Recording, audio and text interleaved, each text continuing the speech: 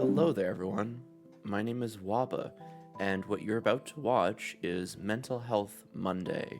It's a podcast that I do every single week live on Twitch, link in the description below. We talk with 1 to 2 guests, sometimes 3, on a topic of the month, and purely I'm just asking them about their experience with this topic. Either they have personally gone through this or they have dealt with it in some manner in a personal way. The purpose of these talks is to bring education to others and to bring awareness to these issues, and that mental health is real, mental health matters, it's okay to not be okay, and more to the point, it's okay to talk about it, and it's okay to reach out for help. There's a lot that goes into Mental Health Monday. It's very intentional, and we have a bit of a check-in usually before the talks. In addition, I myself am trained as a mental health counselor. I have a master's in mental health counseling. Now, I never, ever will claim that I am anyone's therapist online. I'm a mental health advocate, and I will share resources to the day I die. But as far as help goes, I highly encourage anyone out there to seek your own help. I have resources both on my Twitch page, but also in my Discord under resources, and highly encourage anyone to seek professional help if you are struggling with something that the people on my podcast are talking about with their experiences. In addition, they're raw, uncut, and unscripted. I usually have a few questions to kind of structure it a little bit, but we might go off the rails sometimes, have some casual conversations. Other questions might be asked, delving into details.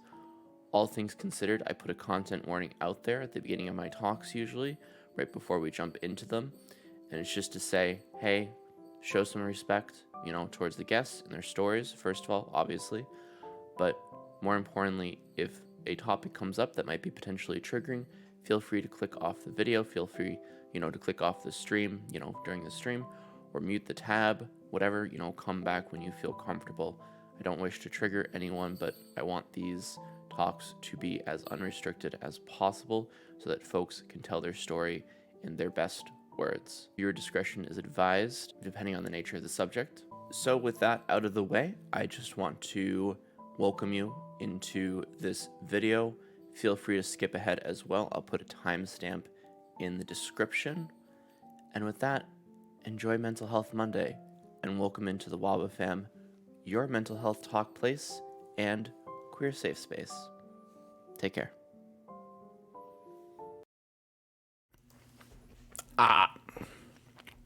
Hello. Hey. Oh, is that your friend Paula? Yes. Awesome. I convinced her to join. So welcome in. Thanks for the follow on the Twitches. I didn't recognize the name at first, so I was just like, who is that? Because we got botted earlier, so I was like, is this a bot? But yeah, welcome in. Swishy, let me read your story real quick.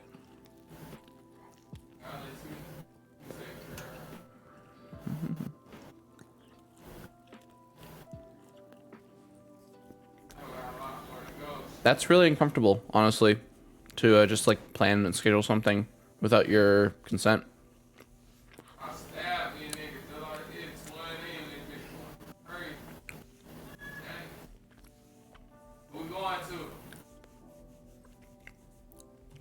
That's weird. Why has your mom shared your address with some random guy? Yeah, that's strange. Who is this other guy? Also, what am I hearing in the background? Oh, I do apologize. My roommate does not know how to lower his voice, apparently. Roommate? Yes. What roommate? One of Snob's friends. Oh, okay. He doesn't have the best home life, so Yeah. we offered him a better place. With people that are supportive. Eyes emoji, concerned emoji. To give you a box. A box of fucking what? Who the fuck is this dude? Don't give... Alright, listen. Let's learn a lesson from Sushi's story. Don't give other people's fucking contact info without their explicit consent. That's weird. That's also, don't take up. boxes from strangers. Also, don't take boxes from strangers. Sushi, I hate that for you. Anyway, welcome into Mental Health Monday. Your panic is 100% understandable. I would also be panicked. I'd be like, what the fuck? That is fucked up. I'm panicked for you. I'm panicked for you. Yeah, same. Honestly. Sorry, Maslow shouldn't be here right now. You were not overreacting. I would be absolutely terrified. Yeah, this is not an overreaction. If someone says that you're overreacting, then they're emotionally manipulating you and gaslighting you. Yeah, no, that's fucking legit. Anyway, welcome into Mental Health Monday. Sushi, I hope that's okay to go into the YouTube video later. Whatever was in the chat at the time. If it's not, I guess I'll have to cut it out. Good Lord, editing. But anyway, Sushi, you're not overreacting. Yeah, Honestly, you're fine. You're having the same reaction I had when somebody who was apparently stalking me sent a letter to my house. That's frightening. It is completely reasonable to have that reaction because it is absolutely terrifying. Oh my god, do you want to hear a funny story about that actually? Ooh. One of the clients that I have to go to MedRun on, I think I told chat this. They like sexually, like, I don't know, I don't know how to call it. They made me feel very uncomfortable. They made me feel very uncomfortable. Harassed you in a sexual harassment. Thank you. Yes, I couldn't think of the word harassment. They sexually harassed me, and I was very uncomfortable going over to the house to give them medication because of this, but I still had to. It's annoying. Yeah, harassment. I just couldn't think of the word. Anyway, imagine my fucking horror when I see their name on an envelope in my mailbox, looking like they wrote a letter, or they sent a letter to my address. I'm like, what the fuck? How do they know? How does he know my address? And it was actually addressed to my roommate. And I was like, I was like so shocked about it. I didn't even see my roommate's name on there for a second. And then I was like, wait, do you know this person? And she's like, yeah, I know him. And I'm like, why? Like, why? Why does he have your address? Oh, because he likes to send Christmas cards. I'm like, yeah, but he also likes to just randomly go to California, catch COVID, and ride the waves sporadically. So, you know, and run off without telling anyone, without his meds. It's great. Yeah, that sounds absolutely terrifying. Yeah, totally stable. Anyway, moving on. Hi, Pika. Hi. How's it going? It's going well. That's good. That's good. I'm gonna put a timer above your head. Don't feel pressured about it though. It's just to make Cypress feel better. Oh no. All right, just make Cypress feel better. Maybe if I put a timer on every single one of my streams, he'll just donate a bunch of money. That's how this works, right? That's a joke. That's a joke. I love you. Yes, please all stay safe. Yeah, he doesn't actually know I live here. It's fine. But it was just really weird.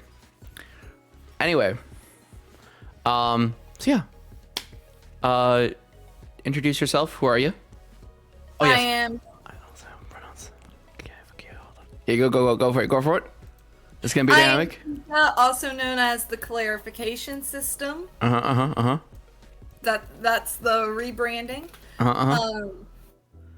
We have multiple different mental health diagnoses. We personally, I go by she, they pronouns.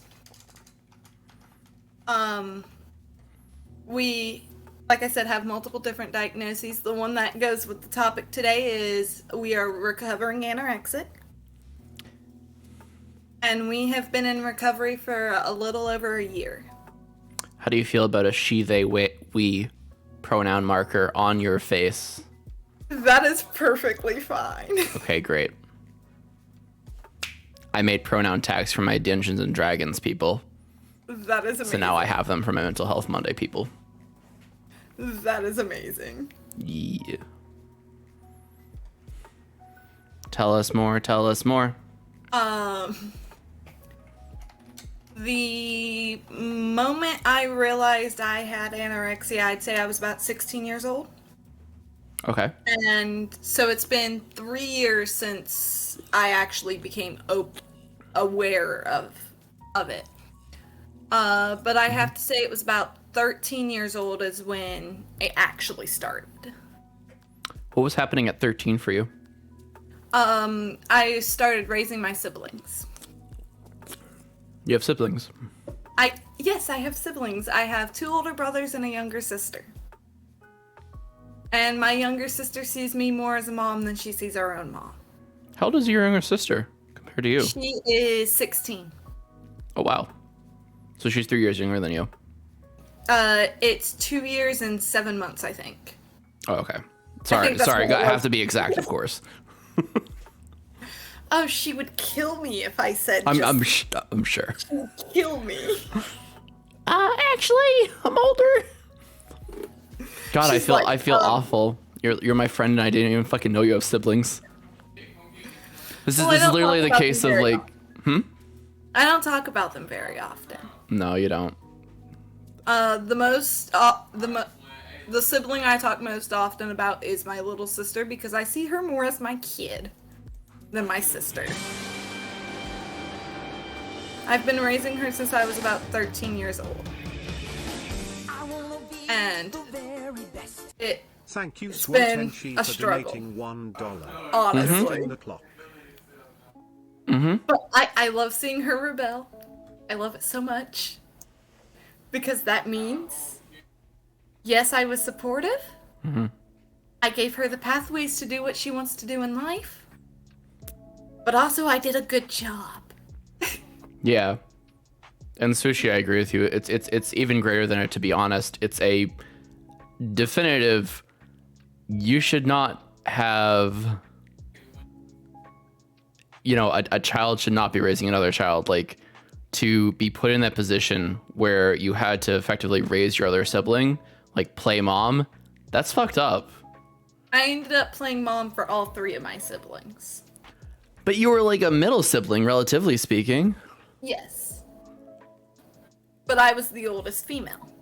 Sorry, could you say that yes a little bit just more like definitively and on the point of just like, yes, Waba, that's the point. But I was the oldest female sibling, so thereby I had to be mama. I had to take care of everyone, including my older brothers who could fucking take care of themselves. The oldest brother actually did help me quite a bit. Okay, that's good. How old are your older brothers, for context? My oldest brother is 22. Okay. And you're 19. The middle brother is 18 months older than me, so he would be 19... 21. So, 21. Right? Oh, because birthdays. Yes, because birthdays. Right. And you're 19 presently. Yes. I see. When's your birthday? In August. Happy birthday. Thank you. I just had a birthday. I'm old now. I know you just had a birthday. I'm 10 years older than you. How do you feel? Well, I wouldn't call you exactly 10 years older than me. What? I wouldn't call you exactly 10 years older than me, because I'm about to turn 20 in August. 9 years and 4 months. You happy? So many children, yeah. Actually, 4 children, it's not even necessarily a lot, but yeah, it's a lot to take care of. Especially it's for a lot a kid. to take care of. I would ride my bike or walk to the store every day. Have a good night, Koya. I love you. To just get what groceries I could carry and bring them back home. And I would make sure all my siblings ate before I did. And at the time, I had thought that when I turned 16 and realized, hey, this is anorexia, this is what's going on, I had thought it was because I was putting my family before me.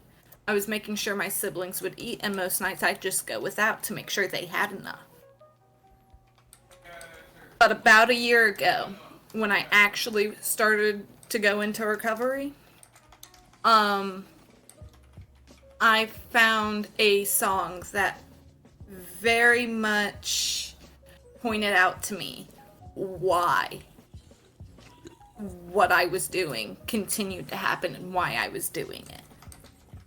The psychological reason behind it. And it comes from being sexually assaulted as a kid and wanting to make myself as undesirable as possible. What's that about? Because in my brain, I thought being as unattractive as possible would keep me safe. From sexual abusers. Did you have a sexual abuser, or did someone else sexually abuse you, or someone that you know? I was sexually assaulted multiple times as a kid. Up through October of 2020. Yeah, 2020 was the last time I was sexually assaulted, and I broke free from that. Not even 2 years ago. And that was when it was actually when I had disappeared from the Waba fam for a good bit of time. Is that what fucking happened? Yes. I was in such a slump and so terrified for myself. And I was trying to get as far away as I possibly could. Understandably so. And since I knew that they knew I was a part of the Waba fam, I pulled from all social media. Wait. Is this like someone that's in the fucking... No. Okay. But at the time, they just knew what communities you were part of, and they were using that information against you. At the time, they knew what communities I was a part of, and I thought it would be better to pull all social media. Right. And so I went completely off social media. Makes sense. It's so fucked. And when was this in 2020, you said? October. Did you really meet me that early on? Mm-hmm. Holy shit. I believe you. Come catch it was when I was helping with the little baby. Sorry. What's your old username, by the way? UwUPikachu. I can't find it. I was gonna try to /user it just to see when you followed me.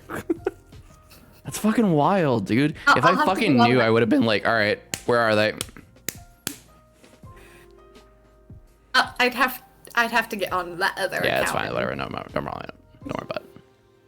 No, but this server wasn't the only one I pulled from. No, I'm sure. I pulled from everything. Yeah. I disappeared off TikTok, Instagram. I didn't even go on my Facebook. Mm-hmm. Because I was that scared that someone who knew that person was going to let them know. I would have went into recovery a lot sooner if it wasn't for that specific incident, and it wasn't for the fact of in the month of October I was being held there against my will. Mm-hmm. I was not able to leave when I wanted to. This was with an ex, right? Yes. Me and my best friend were held against our will. Is this ex 6 feet under the ground now? Sadly, no. Oh, okay. I guess we have to plan a trip, kids. Kids, we're going on a trip. Sadly, no, he's not 6 feet under the ground, but he is several hours away from me. That's good. I have this Should habit. probably be in jail. I have this habit of when things happen that are really bad that I kind of just want to leave in the past, I will move several hours away from that thing. And so I now live, it's about 3 hours away from him. And I live 4 hours away from my parents. Where are your parents? My parents Same are direction. on the coast of North Carolina. Like the bottom coast of North Carolina. North Carolina's big. It is. Trust me, I've run through it before. North Carolina is quite very big. What's that, Pika? Moving up to Albany? Dude, I can't even afford the rent here. Supportive housing? But, it's taken me a lot to get to the point where I'm at. Yeah, no, understandably so. And having very supportive people has been a giant help.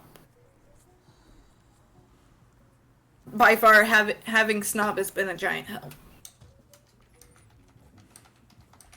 For those who know who Snob is. Master Snobular Dongular. Master Snobular Dongular, I flippin' love that. Sushi, I didn't know you're from Germany. You should have told JV. But, it's been a lot of work not to fall back into old habits. What are old habits? What do you mean? Old habits, the calorie counting, the breaking down my food into the smallest bites possible, the going on my crazy health kicks. Oh god. Were you the 13 to 16 year old kid who was just like, yes, I have to do all the fad crash diets? I was just trying to make myself as least appealing as possible. And in my brain, that was the only way to do it. It's the only way to do it, and it's the only way to avoid being assaulted further, I guess. Yeah. It's fucked. It's completely fucked. The song that really pointed it out to me, that made me realize exactly what I was doing to myself, and I remembered that it was February 15th of 2021 that I found this song. Oh, super recent. It is called Cleaning Out My Closet by Angel Hayes. Not familiar. She is a female rapper who was sexually assaulted as a kid. Wow. And she puts a lot of that into her music. That's really powerful. Her other song that has gotten me through a lot of the recovery process is called Battle Cry. And it's talking about how it may feel like you're alone, but you're not alone. There's always a group there. And we're gonna sing our song. That's and true. that is our battle cry when we're going into war together. That's true.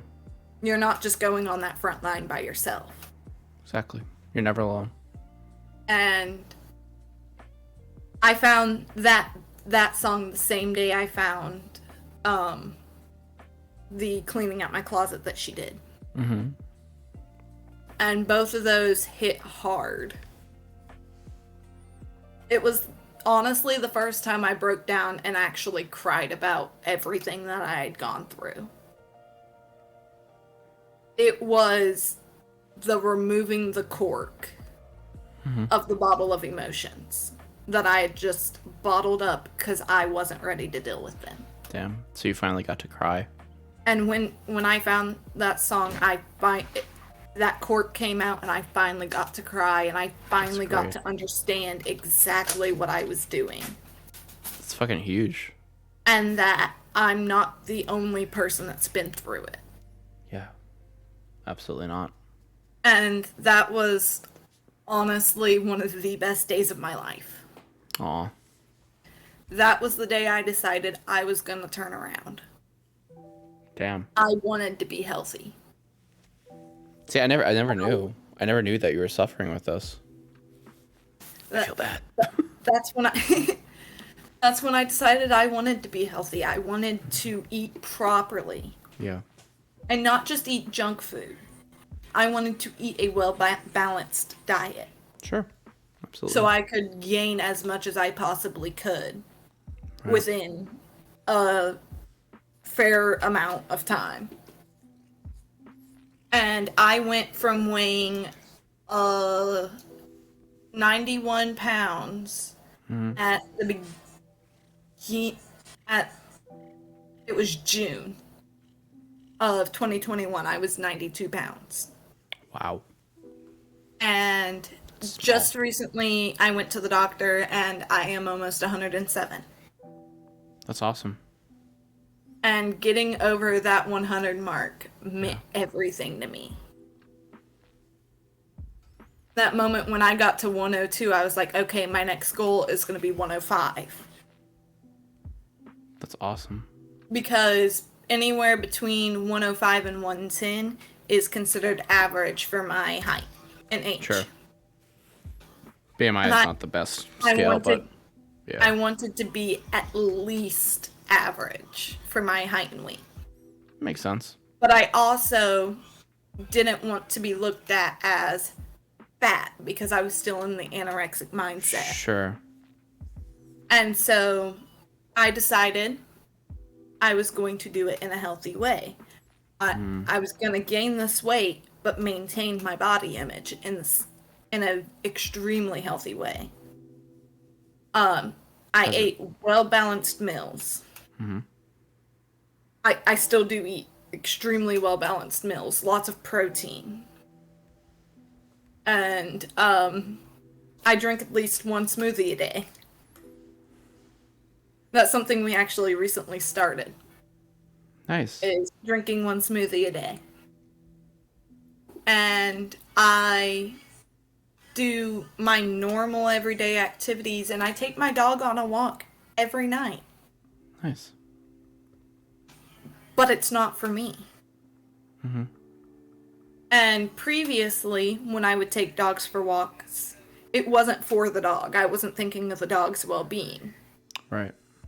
I was thinking of, this is how many calories I can burn on this distance of a walk. I see.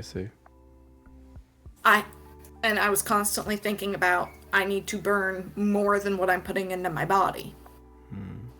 And now it is Snob actually watches my calories for me. To make sure I get a minimum amount of calories. Which I think my minimum amount of calories right now is 1,700. Sure. We're working our way up to 2,000 because that's like the recommended. I mean, it depends on the person. It does depend on the person. Depends on the person. Depends on your activity level. But we're working up to 2,000, and then I think our next goal is going to be 2,500. Because I am a much more active person, and my metabolism is so extremely quick. Right. And what was the turnaround for you, other than just the song, or was it kind of that? Like, where'd you find information? You know what I mean? Honestly, the song was my big turnaround point. It was that moment. I had actually just gotten diagnosed with the anorexia and the therapy appointment 2 days beforehand. Ah, you had therapy. Yes, therapy. I got into therapy January 1st. Was my like official day with the company. But my first therapy appointment wasn't until January 15th. And you know it's something monumental if you remember the exact day you had your first therapy session. Yeah, I'd say so. Just having somebody who understood what was going on. Right. Somebody who could give me exactly what was going on. Something that did hurt and kind of dampened my recovery process was, even after getting my diagnosis, my mom to this day still doesn't believe. The fuck? Why doesn't she believe you? Because in her eyes, I ate. That's not how eating disorders work. That's not how any of this works. Exactly. Just to define for the crowd here, eating disorder is literally just having a bad or very kind of like unstable relationship with food. And that's it. That's what an eating disorder is. A lot of people that suffer from eating disorders is they have a lack of control in their life. Yeah. And that's the one thing they can control. Right. And actually, we do have somebody in chat who seen my mom straight up deny that I was seen anorexic. her shit. When honestly, I straight up denied that I was anorexic yeah. when I was 16, and this woman only seen me once a week. And tried to say, "Oh, my daughter eats." This is in the similar vein of. Am I allowed to share this? I don't know if I can share this. This is in a similar vein of my friend's mom, who said, "You're not anorexic. You're fat." It's like you could still be anorexic and fat, actually. You can still be anorexic and fat. It's the fucking actions. It's the actions in the relationship to food. That's something that I've really... The reason I wanted to come on here was to make it aware that there are multiple different routes to come to the same conclusion. Right. And to make it known out there, there are people for you that have been through extremely similar things. Not the same thing because everybody's different, but similar. Mm-hmm. There are people out there who are willing to support you through your recovery process, if that's what you are ready for. Absolutely. There are so many different avenues through therapy, counseling, medication, if that's the route you choose. At the beginning of my recovery, I chose medication to help me. Mm-hmm. Because I was so far gone that I no longer had that hunger switch in my brain. It was like it was stuck on not hungry.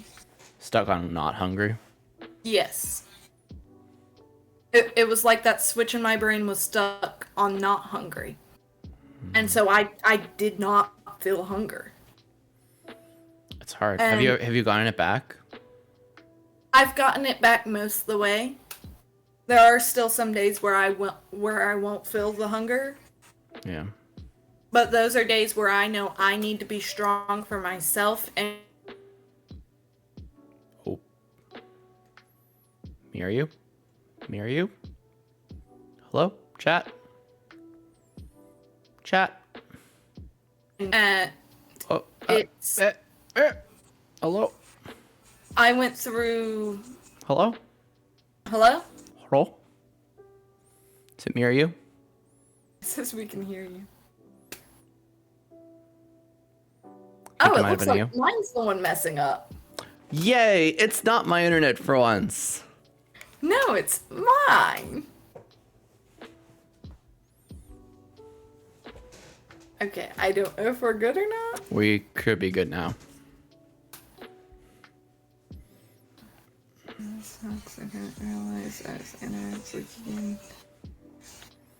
That's also something and thank you for bringing that up. Actually, something else since I've went into recovery, and I feel confident in myself. Mm-hmm.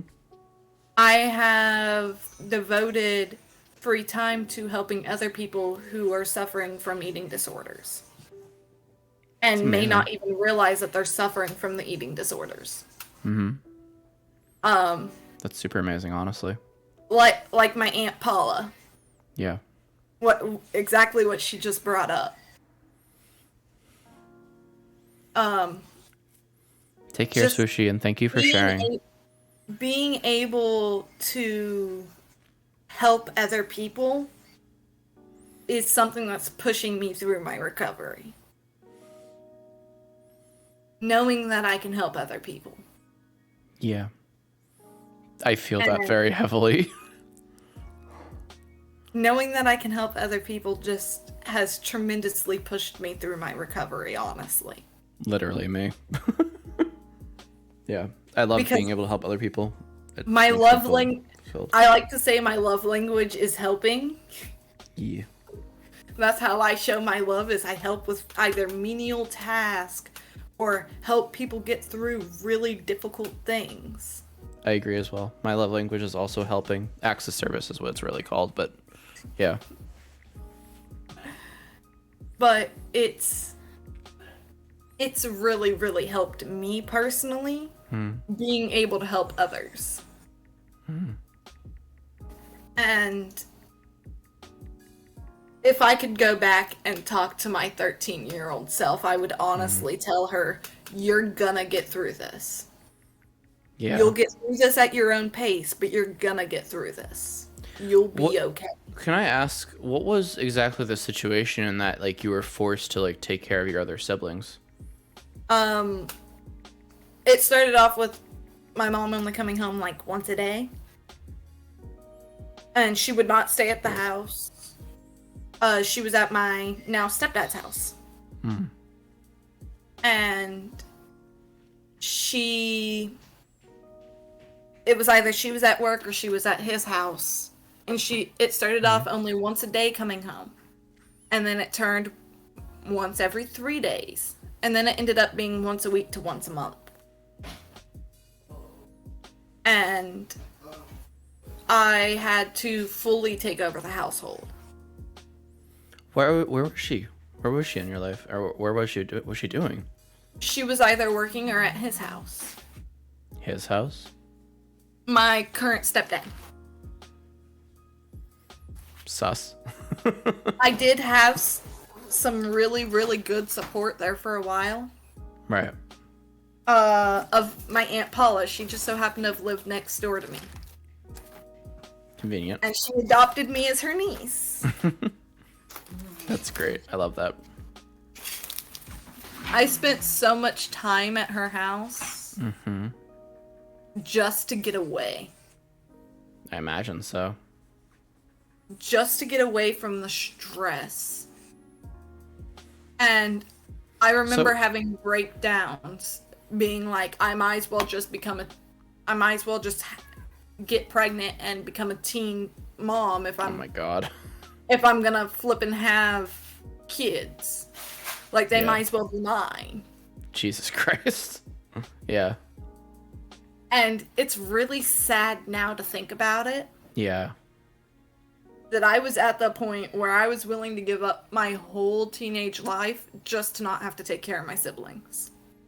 Yeah.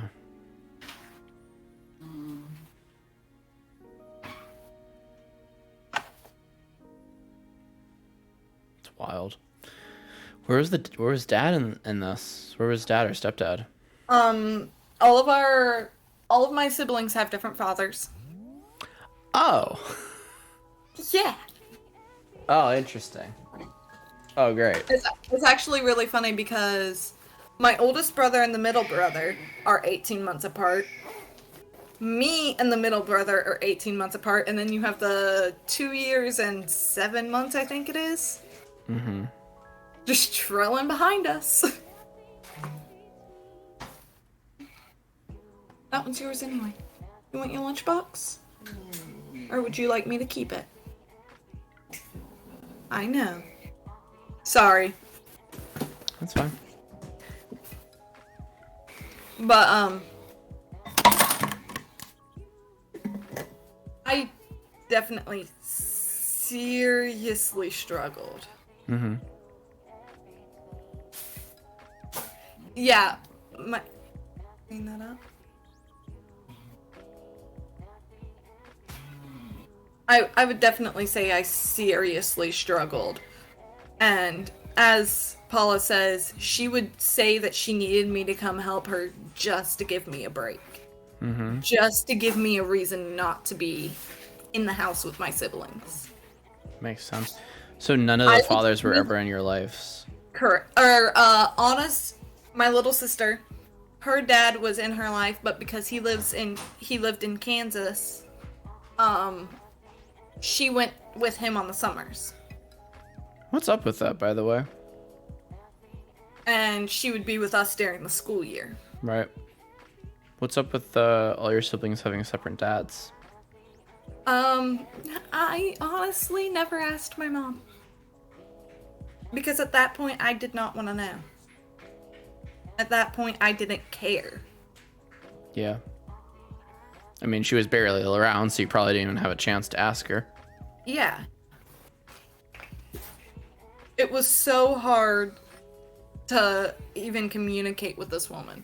I ended up getting her food stamp card from her, and that's how I would get groceries. And I mean every day. I would ride my bike or walk to go get as many groceries as I could carry. Damn. Back to the house. You And literally were mom. I went through a lot of struggles. Where was school in all of this? Because we were all school age, I would get us all up in the morning. Mm-hmm. I would get up at 5 a.m., take a shower, because I let all of them take a shower at nighttime. Right. By that time, there was no hot water. So I would get up at 5 a.m. so I could take my shower and Makes get sense. ready. And then I would go wake all of them up. I would get my little sister ready. Make sure we had all of our paperwork in order. At this time, I was so good at signing my mother's signature Oh my god. that the school thought anytime that she actually signed her signature, that it was us committing fraud. Okay? That's sad. Because I wasn't going to let my little sister miss out on field trips and stuff. Right. I wasn't going to let us not get our Chromebooks. Sure. And so I would sign all the paperwork. I would fill everything out. And I honestly took over the mom role. I would make sure my little sister did her homework every night. Mm-hmm. Because she was still in elementary school and middle school. But who was taking care of you? Because you were a kid too. You're a child. Honestly, as I've explained to Snob asked me, hey, if you raised your little sister, why'd she end up so cool and you didn't? I was like, because I was too busy raising her to raise myself. That's rude. Honestly, though, I was too busy raising her to really care about myself. And I let myself go really bad. I ended up But also, you shouldn't have been put in that situation in the first I ended place. up suffering really bad from depression and anxiety. Yeah. My depression and my anxiety spiked tremendously. I lost my best friend. She ended up dying. Wow. And I didn't have my mom there. Right. And the night after the memorial, we went to my stepdad's house instead of me just being dropped back off at the apartment that us kids lived in. Right. And I remember wanting to cry because I didn't cry at the memorial. I refused to cry at school. I remember wanting to cry, and I went and on my phone played the song I dedicated to my best friend when she passed. Wow. Which is a song called Try. Not the one by Pink, but the other one. I don't remember the artist's name at the moment. But I played that song, and I was just trying to keep strong, honestly, in front of everybody. And I started crying, and my stepdad yelled at me. And I literally ran outside or ran down the road just so I could cry. Wow. And it was so strange to me that he felt he could act like a parent when he had nothing to do with raising me. And it was a big struggle. In the depression and the letting myself go because I was too busy taking care of my siblings, it got to the point where all I would wear was yoga pants because that was the only thing that fit me. Yoga pants and sweatshirts. You didn't have clothes for yourself. I was so thin Oh, wow. that none of my clothes fit me. Yikes. Except my yoga pants and my sweatshirts and a few t-shirts. And I remember we had a neighbor a few doors down that once a week we would go over to her house and eat a home-cooked meal because she knew kind of generally what was going on. But she knew it from my mom's side of, oh, I'm always working. She didn't really know it from my side. And us She's always kids' working, side. but also she's like never seen it. even at home to sleep. Yeah. So she was sleeping over boyfriendo's house. Yes. She had never actually seen it. So she only knew it from my mom's point of view. Right. But we would go over there once a week to eat. She would cook us home-cooked meals. Because mom was always working. And they pointed out to my mom. I was about 16. They pointed out to my mom. No, I was 15. That's when it was, because that's when I had to get my hair cut. They pointed out to my mom that all I was wearing was yoga pants and sweatshirts. And that I'd gotten extremely thin, and they were concerned about me. They were concerned I had anorexia. And my mom went totally. off. My Finally. mom lost her shit. Yeah. And we were no longer allowed to go over there because they went against my mom's point of view. Your mom's point of view being they that tried you to don't have criticize anorexia? my mother. They tried to criticize my mother for being a bad mom in my mom's eyes. She is a bad mom. She is. She is an very extremely bad bad mom. mom. Hi, babe. I love you. And I remember it was so bad with the depression on top of the not eating. My hair was in a giant mat from where I kept it in a bun for a year. Jesus Christ. And my mom thought that the best way to deal with that was me to sit for hours and have it brushed out. No, just chop it out at that point. I got to pick who I wanted to do that, though. And I picked my Aunt Paula. And after about 27-ish hours of us trying everything to get the knot out of my hair, we cut it off a day before my mother's birthday. 27 hours? Yep. It was about 27 hours. We tried Dawn, conditioner, detangler, everything.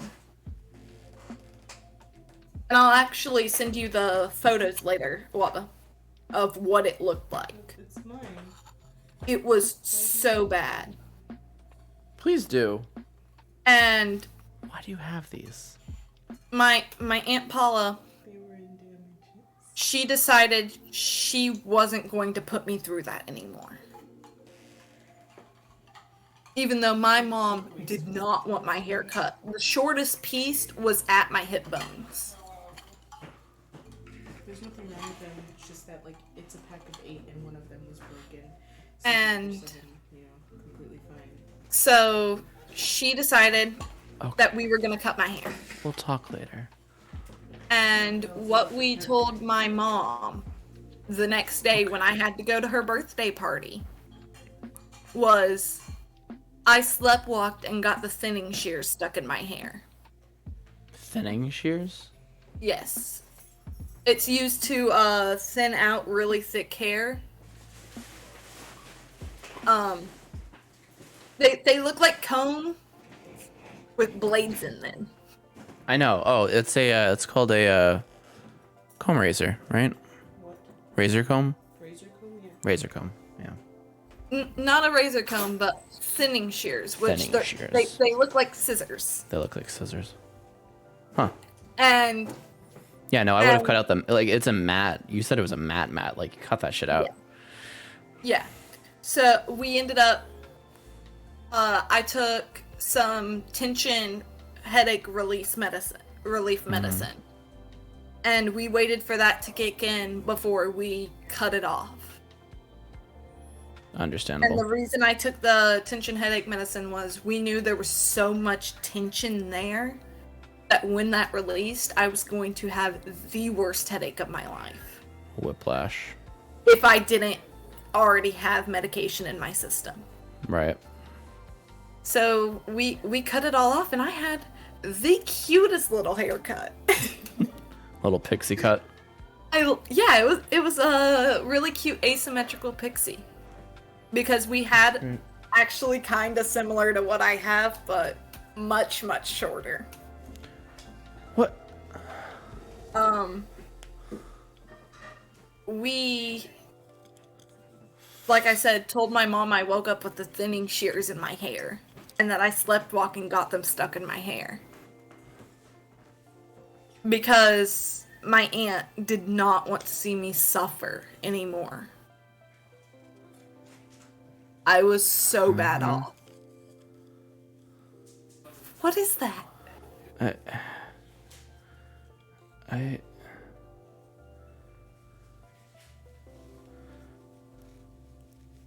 What's the flip?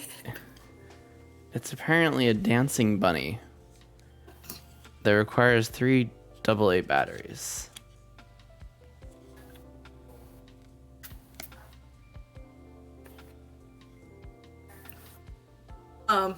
My mom actually decided not only was she gonna take her anger of the whole haircut situation off on me, but she was also gonna take it off of my extremely talented aunt.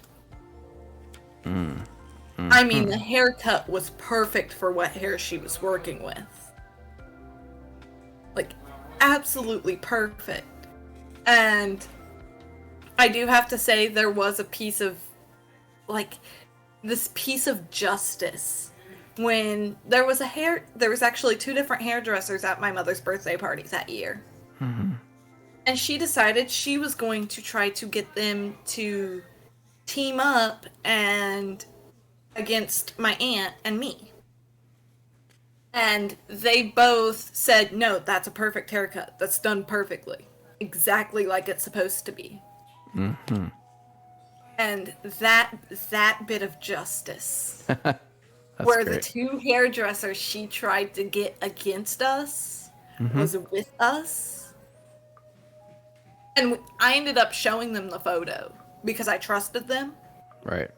I showed them the photo of the hair. Of the hair before. Of the hair before, and they're like, dude, I'm surprised the haircut even looks this good. Yeah, right?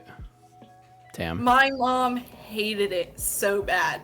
I mean, when those hairdressers chose our side over hers, I watched her go red in the face. Good. She can cry. And that small bit of justice meant the world to me. Because in that moment, I was seen.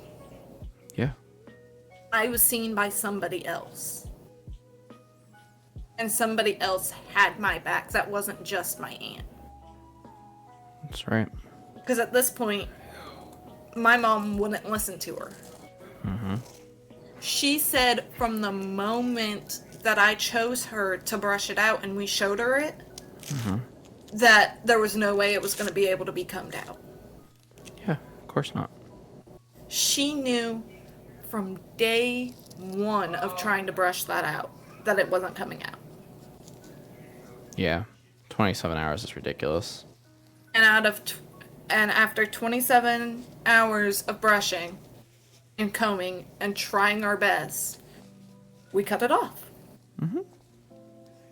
And that was the first good night's sleep I had had in a year. Damn. How did it get that bad?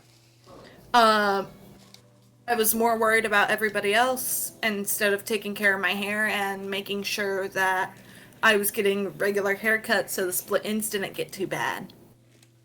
Because I have really thick hair and my hair likes to lock up by itself.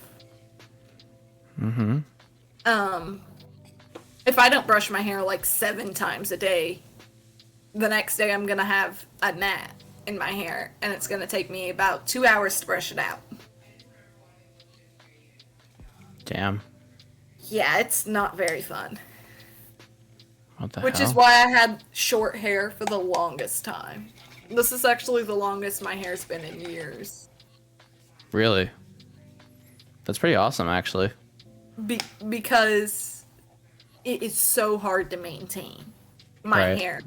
Being my hair just a couple weeks ago, I sat there for a good 4 hours and brushed and brushed and brushed, trying Whoa. to get things out. The heck? And Your I hair's didn't just have so to- thick. I didn't have to cut any hair. And that's just for missing. I was really bad off for 2 days. Sorry. I had Figured it out. I had 2 really bad depressive days where I had barely eaten because my depression Yeah. coincides with my eating disorder. Yeah. And I didn't brush my hair, I didn't take care of it. And the 3rd day, 4 hours straight Jesus. of brushing Yeah. and no. brushing and brushing. I used every kind of hairbrush I own, That's just silly. just trying to break these mats free. Right. And I succeeded. But I'm also hopefully never gonna miss a day of brushing my hair 7,000 times again. That's ridiculous. Your hair just must be Yeah. so thick. It is. My hair is extremely thick. And then each individual strand is so very fine, but there's so much of it. There's so much hair. Which is honestly, this looks extremely thin. No, it And that's doesn't. just because it's the top of my hair. The sides No. are shaved. Yeah, I can tell how thick it is. Like, It would look much thicker if it was my full head of hair. right. Because hair I'm is just segmented, trying so. to enjoy the long hair while also minimizing the effects of me growing my hair out, knowing how hard it's going to be to maintain. It's hard. Because my mom forced me to keep my hair long, and ever since I started breaking free from my mother's narcissist grasp, I've kept my hair pretty short. They aren't, though. They aren't dead. I opened it up and I pressed where you're supposed to press. Did he laugh? He laughed. Was it horrifying? It was horrifying. It was terrifying. I'm trying to do it again.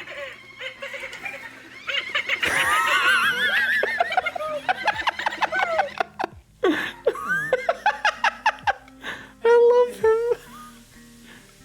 This was an excellent decision. Give me. But something else my mother also did was she would not respect my dietary needs. What does that mean? I am allergic to milk fat. Mm-hmm. And also recently was diagnosed with celiac disease. Oh, shit. Yeah. Uh-oh. Yeah. Fuck. Which my brother had celiac disease, and my mom, knowing I was having dietary issues, still continued to buy 2% milk instead of buying milk alternatives or, you know, not buying as much milk as she bought. Well, shit. And that's for life, ain't it? My mom, when I tried to go gluten-free to see if it would help my dietary issues, Yeah, I would my imagine mom so. lost her shit. My mom lost her shit. Because she lost control.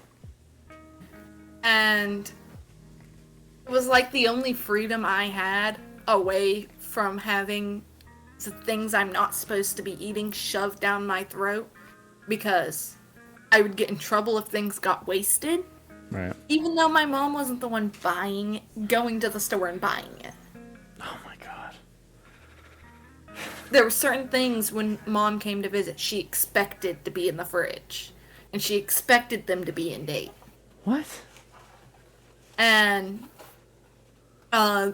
honestly, the only time I had freedom away from my dietary issues was when I went to my aunt's house. She never made me drink milk. Oh my god, I love that woman. That's so fucking weird that she expected shit to be in the house. Like, She expected stuff to be in the house, and she expected to have dinner ready. Mind you, I never knew when she was coming because she wouldn't. she's stupid? The first time my mom disappeared for 3 days, I tried to contact her. Both my brothers tried to contact her. My Aunt Paula tried to contact her. No one could get a hold of her. I was What the fuck is wrong with your mom? Something happened to her. I was terrified that something had happened. Yeah. Because, mind you, at this point, this is already after my stepdad's told me to shove my head in a meat grinder. Good. Good dad. When I was in one of my really bad depressive states because I just lost my friend. Excellent. And Father of the year right there. to me, he was a bit of a psychopath. To me, he could be a murderer. Like, he has enough stuff in his house to be a murderer. And so, first thing, when I don't hear from my mother for 3 days, Oh, she's murdered. and she didn't go to work, She got murder stabbed. was I thought she was murdered. Yeah. I was gonna call the police and be like, "Yo, I think my stepdad murdered my mother. Yeah. I haven't heard from her in 3 days." Right. But on that 4th day, which was the day I decided I was gonna have enough balls to call the police and be like, "Yo, I don't know where my mom is," because at that point I was going through all the possible scenarios, like somebody with anxiety does. Mm-hmm. You go through every single possible scenario. And a lot of them ended up being me and my little sister were separated. Mm-hmm. And I had already created such a bond with her. And I knew my brothers would be fine on their own, but I was terrified of what would happen to my little sister. And what would happen if we weren't placed in the same foster home. But I was gonna call, I'd finally gained the confidence with Paula's help that I was gonna call the police on that 4th day.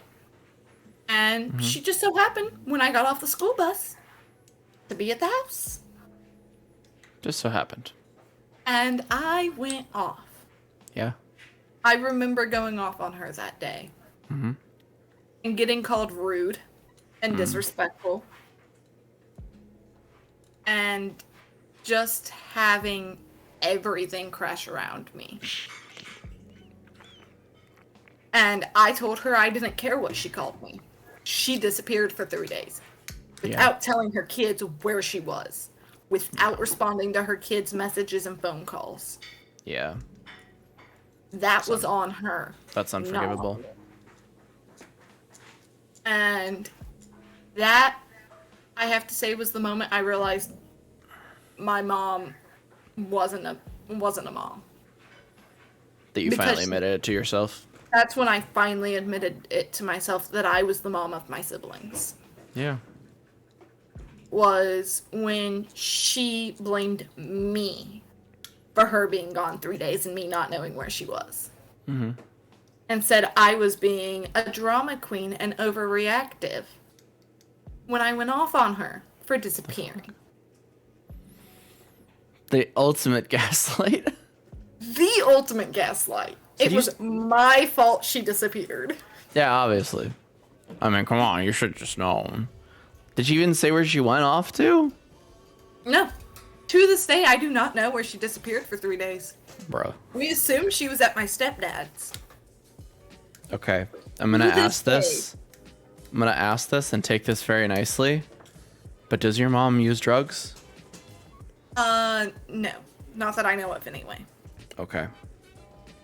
But then again, throughout my whole teenage life, my mom was living a complete second life and pretty much acting like us kids didn't exist. I don't know, because a lot of what you've said so far really sounds like she was hooked on substances. A bit, perhaps. And like gone for honestly, 3 days? Honestly, I wish I would have had some insight to what was going on. Because I never seen any signs of her being on drugs. Right. But then again, I barely ever saw her. That's what I'm saying. And so I have no idea for those. It was up until February of 2020, I think. Yeah. 3 months ago. Oh no, sorry. 3 months, 2 years. Up until February of 2022. No, that is 3 months ago. Or not 2022, 2020. Sorry. Okay. You messed me up by saying 3 months ago. I mean, it's 2022. But Part up 2 until electric February of that year when my little sister's dad died. Yeah. When my little sister's dad died is when my mom decided she wanted to be a mom. All of a sudden. And when she stopped living that second life.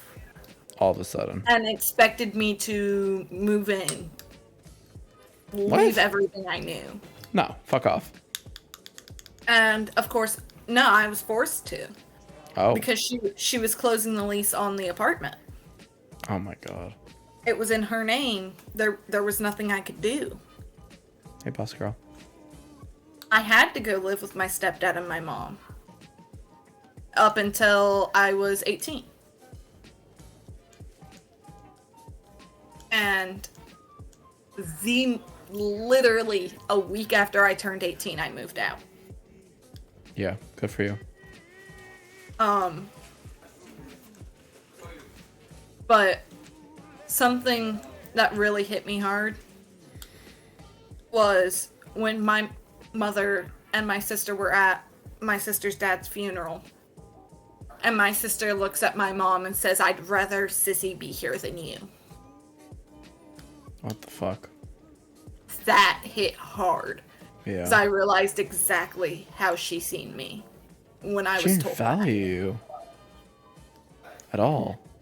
My mom didn't even tell me that my sister said that. My sister's grandmother messaged me in the middle of the funeral and told me that my sister just roasted my mother. Good. And that I needed to call my sister as soon as the service ended. Yeah. And that's what I did. I called my sister and I was there for my sister. Good. Fucking wild. Yeah, there's definitely things to look out for, signs. It's just like initially hearing this story, I'm just like, she's never in your life. She's never home. She's always at the boyfriend's house. So either she's just like, I don't know, playing around with several men and just ignoring your kids, but like... Oh, my mother was a cheater. I know that I for a figured. fact. I know for a fact that she is a cheater. But like, what in her mind made her think it was okay? There was photographic evidence on her laptop that she's a cheater. Well, I'm happy for her and her sexcapades, but you know, like, what in her mind fucking says like, oh yeah, I have kids, that's okay, I can go around, sleep around with all these men, all these people. Who the fuck cares? I was about to say, you should say people. I will say people, I'm sorry. Because you cannot forget the women that my mother has had escapades with. I'm sure she has sexcapades with men, women, and everyone else in between, non-binary, trans. Just men and women, because those are the only people she supports. Oh, she's a transphobe. Yeah. On top of this. Okay, great. Well... But she's not one of the worst transphobes, okay? But she's still a transphobe! Because when the whole bathroom situation came up in our state... Oh my god. She was like, why do we even need the stupid law when, like, people who are trans already use the bathroom they feel most comfortable in? True, though. You never notice. True, though. Because people want an excuse to check people's genitals or some really creepy shit. I don't know. Yeah, so, like I said, she's not the worst of the transphobes. Yeah, but she's still a transphobe. She's still a transphobe, just not the worst of them.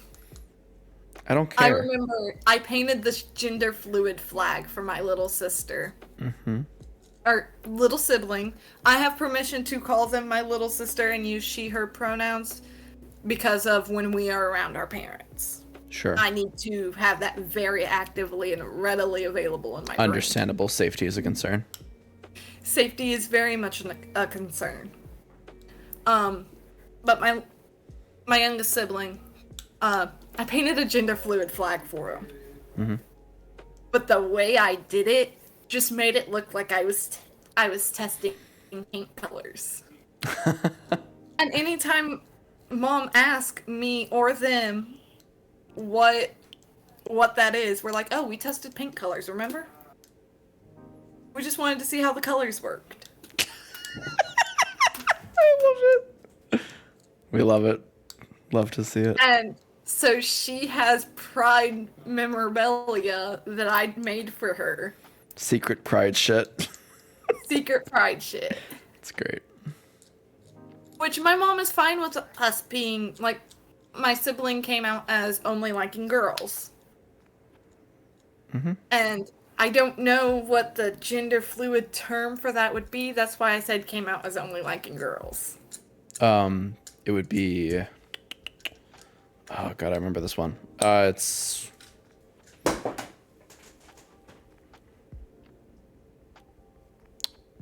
Because it wouldn't be lesbian, because lesbian... No. We'll go with the term queer. I think that one works. I think my little sibling said that one worked. Why does my brain say androphile? That's not right, but... Something... Femme. Something. But yes. Came out as only liking females. And, of course, my family's super supportive over that. Because my mom is bi. Gynosexuality. There we go. Gynosexuality. And, someone only attracted to femininity. and when Androsexual is I masculinity. remember my coming out story. Pika, I was fucking right. Can you believe it? You were right. Yay. It is gynosexuality. Attraction Makes to sense, feminine. because gyno being female. Yep. And androsexuality or andromantic is male or masculine. It's usually masculine. Anyway, cool. Yes. And so, because I had already came out as at the time I came out as bi, I've had another come out since then as pan. But at the time I had already came out as bi, and the first person my little sibling came to was me when she decided to come out. Mind you, in this whole process of raising my siblings, I had to have the gay is okay talk with my little sister. I had to give my little sister the sex talk. Oh, damn. That one was hard. Because the only person I had that had ever really kind of given me a sex talk and explained my body to me was my Aunt Paula. She got me books on periods, like, she got me everything I could possibly need. And I am so very appreciative for that woman. Because I honestly would have not made it through my teens if it wasn't for her. If you know what I mean. I understand completely. And so it's been, over the past few years, I've had a lot of real eye-openers to, my mom is a narcissist. My mom is a horrible person. Yeah, she really fucking is. And when those realizations hit is when I stopped letting my mother control me. Good. Proud of you. Instead of living 45 minutes away from her, I moved 3 hours away from her. Good. Because that, I knew in the mental state I was in, I would still be susceptible to the gaslighting and the guilt trips to get me to go do their bidding. And so after I moved 3 hours away, I couldn't just drop everything and make a 45-minute drive. Like, it had to be planned out. Right. And I found that has significantly helped being away from their control. They have to put in effort if they want me to be there. They have to plan out the event. They have to give me exactly what time frames. And so making them have to do some actual parenting has been quite nice. Do you still talk to her? My mom? Yeah. Occasionally. It's something actually me and my therapist are working on. Currently I am waiting for my mom to make the first move. That is what me and my therapist have decided on, because What does I that had mean?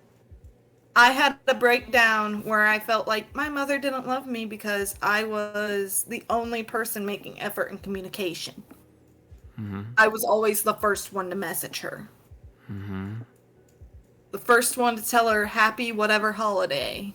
That's weird. Like, I was always the first to Right. have the interactions. And so me and my therapist together decided that I was going to stop being the one to message first. And so now we're about a week in since the last time since I talked to my therapist. which is about 2 weeks in. Has it been 2 weeks already? The last time I seen her was April 1st, which was the last real time I talked to her. That's a month ago. Oh, a month ago already. It's May 2nd for the record. It's been about a month since me and my mom actually had our last conversation. That's funny. And It's fucking coincidental that I got a letter from my mom today. Sending her an email that she sent me last year after our last conversation about a year ago. So going about how my therapist wants me to go about this. I'm not messaging her. good. Even though Mother's Day's coming up, I'm not gonna message her. Yeah, it's Mother's Day and my mom's birthday. Maybe that's why she reached out. Oh shit, chat. I just figured that out. Yo, Pika, we share a trauma anniversary. Let's go. Hey. But yes. Even though it's Mother's Day coming up, I am, by direction of my therapist, not going to message her. Yep. Nope. And I didn't message her for Easter either. And I did not receive a message for Easter. Good. Which kind of sucks, because it's my first Easter without my mom. Weirdly enough. But it's also your first Easter without your mom. It's like the weirdest thing, because Without feeling you need your mom. It's the first Easter that I have not had to plan a whole Easter event. I have not had to cook a whole meal. It was the first Easter I could actually relax in years. And I actually went to work on Easter. Because I needed to do something to keep my mind off of it. Understandably so. And so I went to work and I enjoyed my Easter with my coworkers. That's great. The first half of my Easter I spent with my chosen family. And the second half of my Easter I spent with my coworkers. Nice. And I had a blast. I enjoyed. I was working because I wanted to work. I was getting paid to work. And instead of spending all my time cooking constantly for my mother and my family and not getting paid for it. So it was, I see where the bad problems with food are, because I was constantly cooking. I was constantly around food, constantly looking at those calories because I was already there. And on top of the sexual assault and everything, and wanting to make myself no longer a target, it's taken... You never put the pieces together when you're going through it. That's true. You're just kind of surviving. You're just kind of surviving and trying your best. And after that point, when you break free and you get that freedom away from that situation, and you can actually take time to step back and look, is when you start noticing where things line up. And having those things line up and noticing those things line up was one of the hardest moments in my life. Yeah. It was even harder than suffering from the anorexia itself. Was realizing what led to it.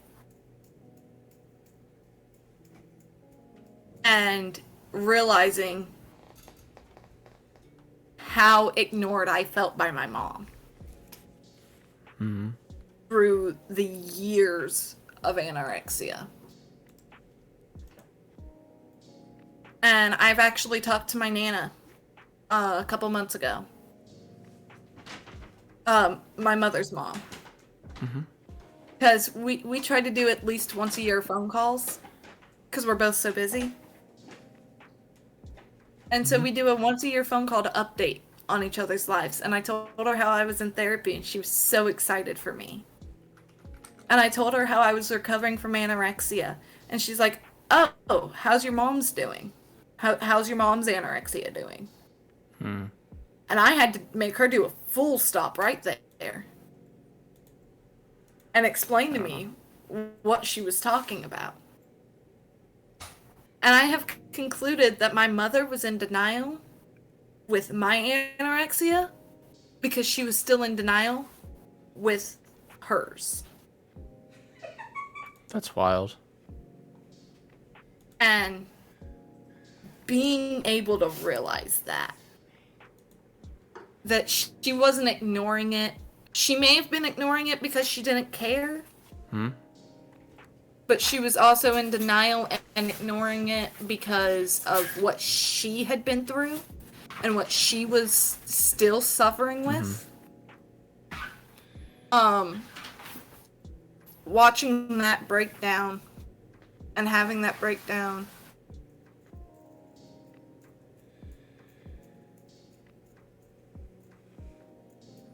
What's up? Sorry, Snob messaged me. I'm actually gonna have to get off of here soon because I have to go do our nighttime routine. Oh, okay. Shit. Because it's getting kind of late. Yeah, it's 10. Yeah. And he doesn't feel good. Understandable. Okay. Let's try to wrap this up in 5 minutes. Ready? Ready. What is your advice, hope, any resources for others who might be suffering with anorexia? My any advice disorder. is the first step is admit it to yourself. The second step, a quote from a YouTuber I actually watch called Darman is, you cannot heal what you do not reveal. I like that. So, reach out to somebody you trust and tell them how you're feeling. And if you suspect an eating disorder and you think it's too far out of line, there are just look up the mental health mobile crisis number for your area. Yes. They are mobile crisis tremendous. I love them. And actually, the one in my area is ran by my therapy office. That's awesome. Yeah. The one in our area is ran by like an outpatient. So Reach so out for outpatient, help. inpatient, connected to the hospital. If you feel comfortable, reach out for help. Yeah. My biggest thing is you need to do it at your own pace. Because if you rush it, you are not going to actually recover properly, and you are more likely to slip back in if you are not actually ready to come out of it. And reach out to people like the Waba fam in the mental health vent chat. Yeah. We have a tremendous amount of people who have been through eating disorders, narcissistic parents, It's the depression. r/raised by narcissist fucking family. It's the r/ way too relatable r/ getting called out every single stream family. But if you don't have somebody in your life who will be supportive and you're part of the Waba fam, now you do. Yeah. You do have people there for you. Yeah.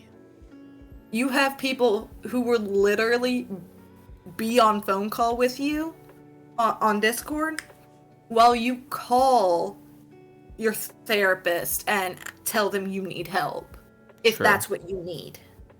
True. I know I'm almost always available, unless I'm at work. But I'm always available for people Same. to text me on the Discord. Yeah. Always available for text messages. Yeah. If you need somebody, guaranteed there's somebody that's going to be able to at least talk you through your situation in the Waba fam. Because it's better to talk through the situation, even if we can't like help at all, even if we don't understand it. It's always good to like talk yourself through the situation or have someone to help you talk you through that, you know? That's what peer support's about. Like I It's just like, said, let's you talk about cannot heal what you do not reveal. Mm-hmm. And sometimes you reveal something to yourself when talking about it. Just talking about it Yeah. could be that step you need to start your recovery process. Absolutely. And honestly, to me, it is the most vital step. Is talking to somebody you trust Yeah. about what's going on. Agreed. And hopefully you get into therapy if that's what you think's best for you. And they find the root of what caused this. Like, it took until I found that one song to find the root of what caused it. And that's when I finally felt like I could start healing. Everybody heals in their own way. Absolutely. True. That's like some Everyone's of the recovery best is unique. Sorry, what'd you say? I'm sorry, I cut you off. Some of the best advice I can give is to talk about it. Yeah, pretty much. That's my advice too, usually. Because Let's talk about there's it. always going to be at least one person out there who has been through something similar. Yeah. Always. Even if not the There's same exact, we always can still going to relate and we be- can still empathize with one another. There's always going to be at least one person that's going to support you. Yes. And it can be us. So, And we're a really great support system. I like to think we are. Alright. You gonna be on later? Yeah. Okay. Alright, I'll talk to you later then. Talk to you later. Okay. Bye, Waba fam. Bye, Pika. Thank you. Bye. Thank you so much for watching Mental Health Monday. I hope you enjoyed. If you did, be sure to give the video a like, put a comment down below, and share it with a friend. If you want to catch it live, feel free to follow us on Twitch. The link is in the description below. As always, mental health is an open and ongoing discussion, so feel free to say hello and then, come talk with us about mental health. I love the topic, always talk about it. It's a chill atmosphere, it's a safe space. Sometimes we get a little chaos and chaotic, but it's still a safe space all the same. If you also enjoyed the guests and what they had to say, you can check out their content as well. I put their Twitch links in the description below. As for the rest of my socials, they're also down there. Twitter, Instagram, and the Discord if you want to join. As always, take care of yourself, do some self-care today, and be well. I'll see you next time. Bye-bye. Come catch Waba live only on Twitch. Hello.